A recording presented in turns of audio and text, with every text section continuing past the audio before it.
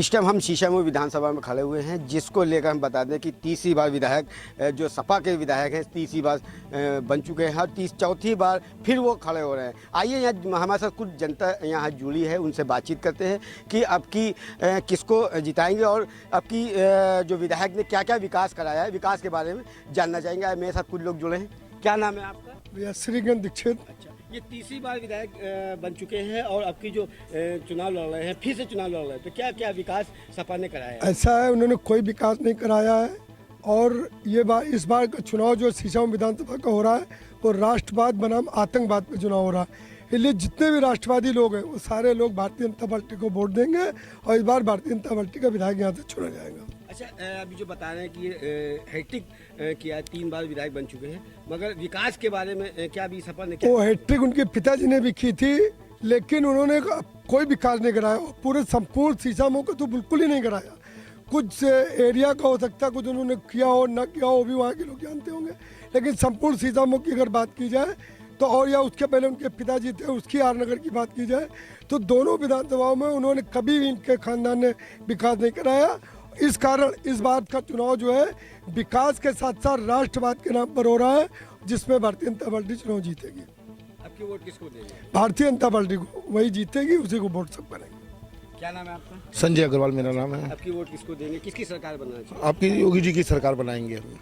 हाँ, योगी जी का। और पार्टियां भी तो मैदान में हैं। और पार्टियां भी मैदान में हैं, लेकिन ये है कि ये हिंदू राष्ट्र की बात है ना। हिंदू राष्ट्र को देखते हुए जैसे उन लोगों की बात आ रही है 20 और 80 की बात आ रही है, तो वो 20 अगर एकत्रित हैं तो हम 80 भी एकत्रित होने की काम करेंगे। नहीं तो कहीं ना कहीं ये लोग दावा कर रहे हैं 300 यूनिट और सपा बता रही है, तो क्या सपा को नहीं यार? अगर क्या ये 300 यूनिट देने से देश का विकास होगा? फ्री देने से भाई फ्री कैसे देंगे हम? अर्थव्यवस्था कैसे बनेगी? हमारे देश का विकास कैसे हो पाएगा? हम रक्षा मंत्री रक्षा की तरफ कैसे बढ़ेंगे? हम सामान कैसे खरीदेंगे? अगर हम फ्री ही सब कुछ देते रहे तो ये अर्थव्यवस्था कैसे बनेगी? हमें तो सैलरी भी देनी है, हमें सब काम करने, तो फ्री का तो कोई मतलब, ये तो एक बहकावा है खाली।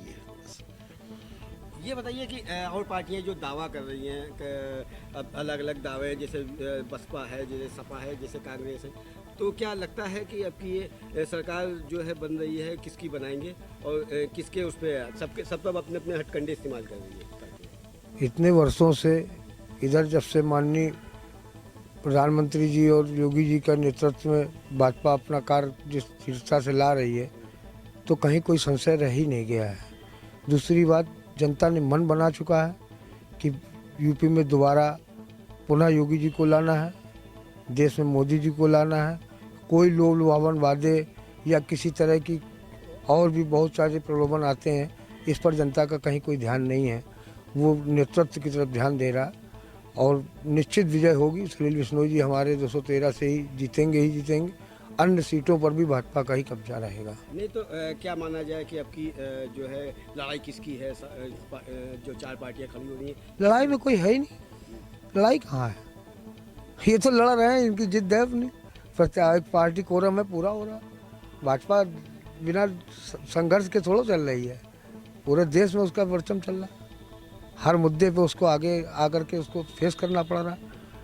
हर चीज़ें व्यवस्थित हुई हैं, जनता की नज़र में है, इसलिए भारतीय जनता पार्टी का अस्तित्व अब कई वर्षों तक का ऐसे ही रहेगा। अच्छा, अभी सपा के विधायक है, इस टाइम मौजूदा हाल में सपा के विधायक थे, तो क्या विकास कराया उन्होंने?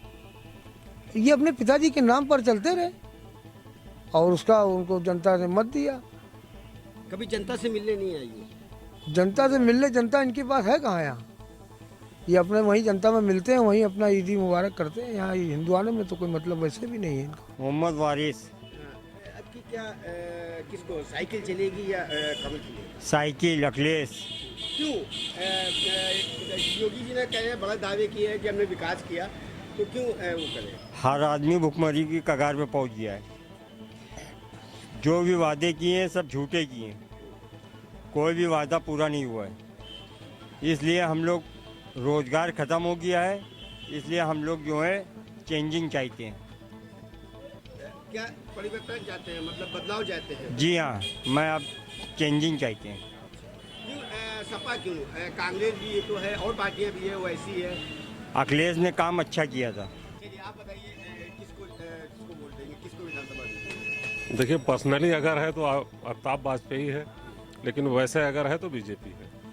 क्यों मतलब और पार्टियां भी तो हैं, क्यों? नहीं और पार्टियां केवल अवसरवादी पार्टियां हैं जिनका कि एक ही परिवार का सारा आधिपत्य है, वो जैसा चाहते हैं वैसा चलाते हैं।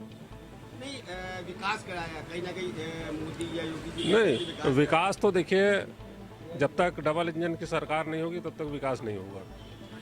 अगर हम चाहें कि हमारा केवल एक विधायक केवल एक पार्टी का हो, विधायक करने नहीं कर सकता। जहाँ तक विधानसभा आर्य नगर विधानसभा क्षेत्र की बात है तो इसमें कोई शक नहीं, यहाँ के विधायक ने भरपूर काम किया है, कोई दो मत नहीं है इसमें। हिंदू मुस्लिम से उठकर काम किया है, लोगों के बिना किसी भेदभाव के काम किया है। मगर जहाँ तक प्रदेश में सरकार की बात है तो चाहे आप कुछ भी करें, आएगा योगी ही। क्यों? क्योंकि उन्होंने भी जो काम किया है बिना किसी भेदभाव के, आज अपराधियों को उत्तर प्रदेश में घुसने में डर बैठा हुआ है, चाहे वो किसी भी जाति प्रजाति का संप्रदाय का हो। इस कानून का राज चल रहा है, इसमें कोई शक नहीं है। विकास जो करप्शन का लेवल था वो काफ़ी कम हुआ है, इसमें भी कोई शक नहीं है। और सब बातों की एक बात है, कोई कुछ भी बोले, आएगा योगी ही। कहीं ना कहीं माना जाए कि जो आप सपा की बात कर रहे हैं तो सपा बताते हैं, बीजेपी बताती है गुंडा पार्टी है, इसके बारे में क्या कहें? देखिए इसमें कोई शक नहीं है। अगर मैं बात करूं राष्ट्रहित की तो ऐसे लोग जो हमारे भारत माता को डायन कहें और वो देश के मंत्री बने तो ये तो बहुत ही सरासर अन्याय की बात है। ऐसे लोग जेल में होने चाहिए। योगी ने अगर बुलडोजर चलाया तो कोई गलत नहीं चलाया। कोई हमारे भारत को डायन कहे या मान लीजिए जातवाद संप्रदायवाद से उठकर जब 1962 ये तो ऑफिशियल रिकॉर्ड्स में है कि जो है मिलिट्री का कैनवॉय को रोका गया था और वो आदमी सेना को बॉर्डर पे भेजने से रोकने के लिए जो है अगर आर्मी को रोक रहा है और वो हमारे देश का मंत्री बन सकता है, कभी नहीं बनना चाहिए। ऐसे आदमी को तो संतरी बनने लायक नहीं है, उसको तो राष्ट्रद्रोह का मुकदमा दर्ज करना चाहिए, चाहे वो किसी भी संप्रदाय का हो। तो अगर ऐसे में अतीक अहमद ने लोगों का जीना दुश्वार कर दिया था, विकास दुबे को क्या किसने करवाया, एनकाउंटर कैसे हुआ? उसने आज 9 पुलिसकर्मियों को मारा। जीने का मौलिक अधिकार क्या अपराधियों का ही है, पुलिस वालों का मौलिक अधिकार नहीं है। आप मानव अधिकार की बात करते हैं तो बॉर्डर पे भी तो आर्मी वाले मार रहे हैं, तो तब कोई नहीं बोलता। जब जो है आर्मी वाले मारे जाते हैं तब कोई मानव अधिकार नहीं आता है। जब वो मारते हैं किसी आतंकवादी को तो इसमें कोई शक नहीं है। जब क्रॉस फायरिंग होती है तो एक आध निर्दोष मरता है, और अगर मरता है तो भाई आप मानव अधिकार का वो लेते हैं। कोरोना में उत्तर प्रदेश ही एक ऐसा था जिसने लोगों को घर घर खाना पहुंचाया, और वो सिर्फ और सिर्फ योगी की वजह से। फिर भी बताते हैं महंगाई जो है वो क्या महंगाई है? आपकी आमदनी नहीं बढ़ी, आपकी आमदनी नहीं बढ़ी, और देश सिर्फ अपना ही व्यक्तिगत आदमी देखता है कि भैया महंगाई बढ़ रही है, तो उसके विकल्प हैं, उसके तमाम विकल्प हैं। अगर आदमी के खर्चे बढ़ रहे हैं तो इसका मतलब है उसकी आमदनी बढ़ रही है, बहुत सीधी सी बात है।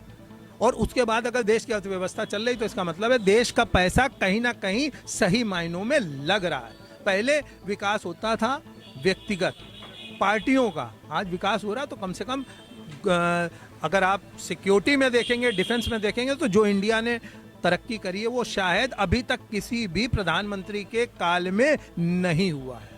आज आप डिफेंस में बात करेंगे तो डिफेंस का आदमी कहता है हमें मोदी चाहिए, मोदी ये कहता है, हमें बीजेपी नहीं चाहिए, हमें मोदी चाहिए, जो किसी भी जो है राष्ट्र के साथ, किसी भी सेना अध्यक्ष के साथ आंख से आंख मिला के बात कर सकता है। लड़ती तो तब भी सेना थी, मगर तब हमारे नेता कमजोर थे, डिसीजन लेने में कमजोर थे। डोकलाम में 72 दिन हमारी सेना खड़ी रही। चाइना को अभी आपने गलवान में मारा है, तो ये किसने मारा? मारा तो सैनिकों ने ही हमारे है।